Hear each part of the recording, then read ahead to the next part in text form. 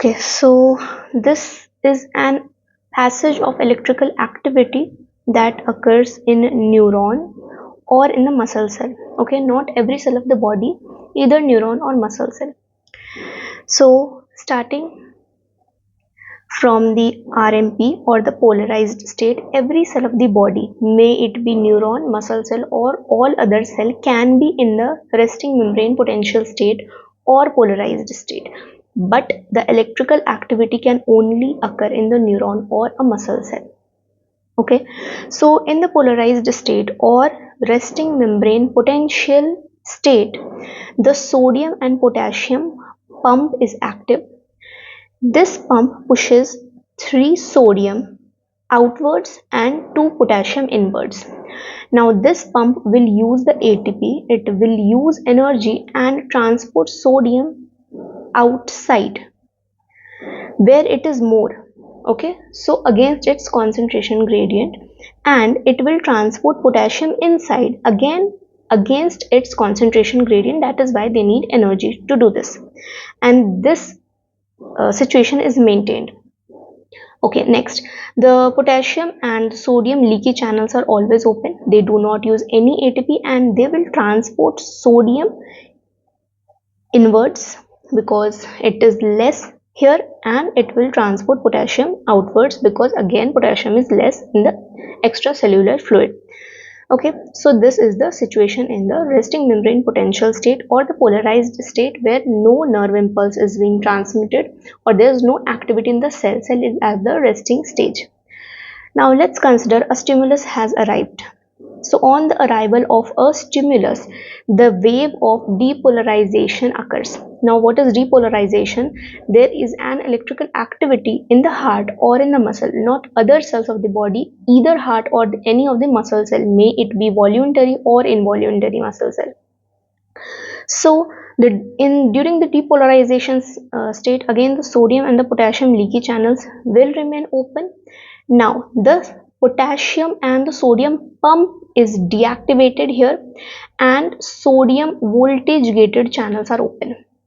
So when we consider the depolarized state, the charges are reversed here. As we can see in this part earlier, the inner side of the membrane had negative charge and the outer side had positive charge, but according to this situation, the inner side of the membrane has become positive and outside of the membrane has the negative charge. This is because of the depolarization, and during the depolarization, channels will always be open, leaky channels, and here the sodium voltage gated channels are open. Okay, so a stimulus has arrived. Now this stimulus will pass on to the next part of the muscle or the neuronal cell. So like this, the wave or the nerve impulse or the signal will be transmitted all along the axon if it is a neuron. Next, coming to the next stage, after the depolarization, it again has to be repolarized. That means it has again to be gone back to the polarized state. Now for this, the leaky channels will always be open, and here in this situation the sodium voltage gated channels are closed but the potassium voltage gated channels are open. So this will return the polarized state of or the resting membrane potential. Sometimes what happens is this potassium voltage gated channels remains open for a longer period of time, more than it is required. Then the membrane will become more negative. That is called the hyperpolarization state. So it occurs if the potassium voltage gated channels are open for a longer period of time than needed. Again, the leaky channels will always be open. If we depict all of this activity in a graphical form, we can see that this minus 70 millivolt is the resting membrane potential.